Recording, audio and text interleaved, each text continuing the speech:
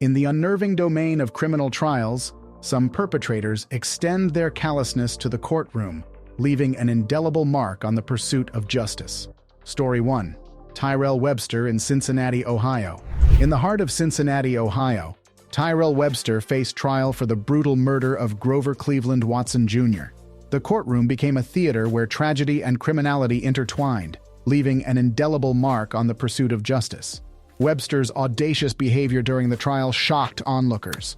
Watson's sister, standing before him, delivered a heart-wrenching testimony, revealing the pain of losing her brother. However, Webster, seemingly uncontrollable in the face of tension, responded with groans, interruptions, and a dismissive attitude. His callous demeanor underscored a lack of remorse that left spectators aghast. Despite the victim's sister's pure benevolence, Webster's actions betrayed the gravity of his crime. His disruptive conduct painted a stark contrast to the grief and vulnerability expressed by the bereaved family. The judge, tasked with maintaining decorum, had to contend with an individual who seemed impervious to the emotional weight of his actions. Found guilty, Webster faced a sentence of 18 years to life, signaling the consequences of his heinous act. The courtroom drama exemplified the delicate balance between justice and the disruptive behavior of those who seem unrepentant in the face of their crimes. Webster's actions left an indelible impression on the courtroom, a chilling reminder of the callousness that can permeate the pursuit of justice. Story 2. Joseph McEnroe and Michelle Anderson in Carnation, Washington. Transitioning from the disruptions caused by Tyrell Webster, the courtroom in Carnation, Washington, bore witness to a chilling tale of brutality. Joseph McEnroe and Michelle Anderson, a couple immersed in a gruesome crime, stood accused of the heinous murder of 6 family members. Their trial, a harrowing spectacle, revealed a level of disturbing behavior rarely seen. Convicted killer Joe McEnroe broke down on the stand as he described murdering his girlfriend's family in Carnation. The outburst was the first time McEnroe showed any emotion in the more than 3-month trial. She should be.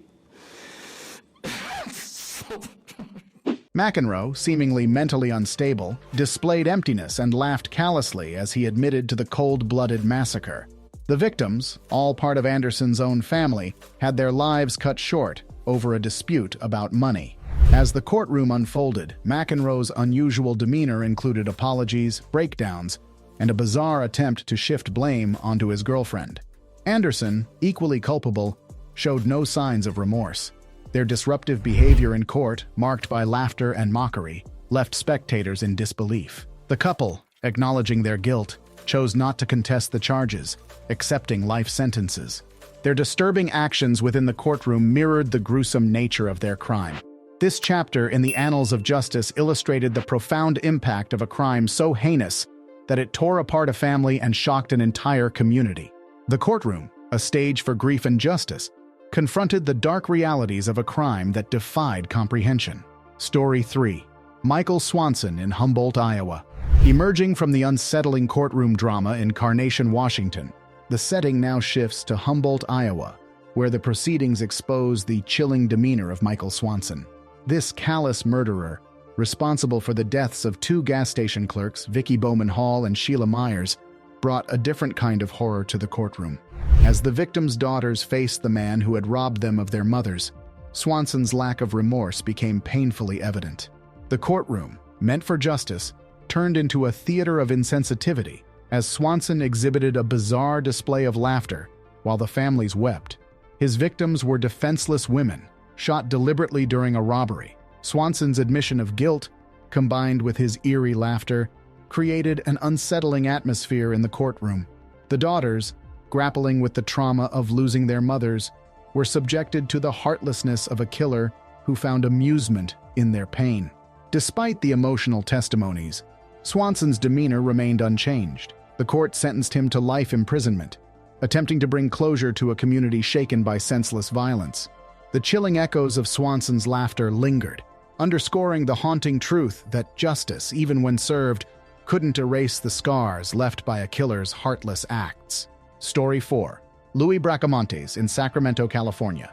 Moving from the haunting laughter in Humboldt, Iowa, the spotlight now shifts to Sacramento, California, where another killer, Louis Bracamontes, orchestrated a manhunt following the murder of 2 officers. Bracamontes' audacity in court showcased a different form of defiance. making it a disturbing chapter in the continuum of courtroom chaos. Bracamontes, with a history of deportation and drug charges, didn't choose discretion after his arrest. Carjacking cars and committing additional crimes, he brought a reign of terror to the community.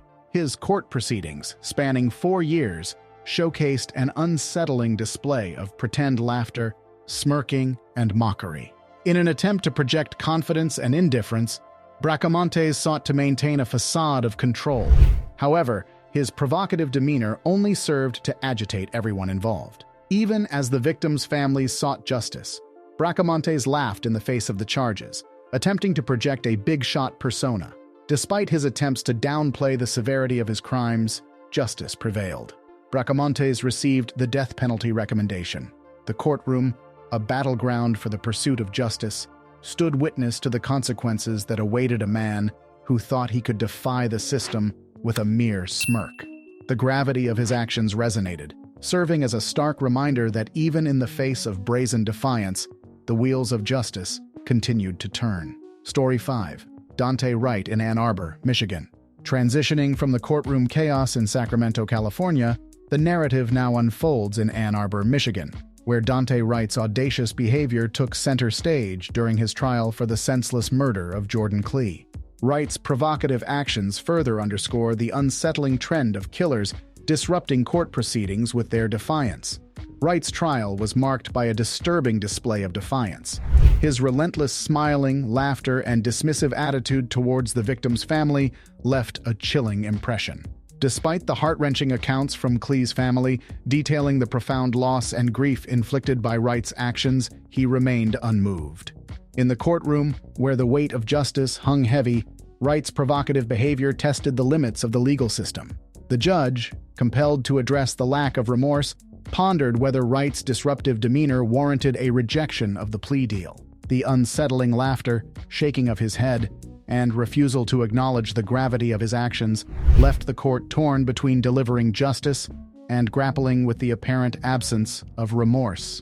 Ultimately, the judge, responding to the provocations, sentenced Wright to 23 to 50 years for armed robbery, felony firearm, and second-degree murder. Dante Wright's courtroom antics not only showcased a disturbing trend of defiance, but also served as a stark reminder that, in the pursuit of justice, the courtroom became a battleground where the boundaries of tolerance were tested. These stories illuminate the unsettling convergence of criminality and courtroom drama, underscoring the impact of audacious offenders on the pursuit of justice. Subscribe for more gripping narratives that unravel the complexities within the criminal justice system.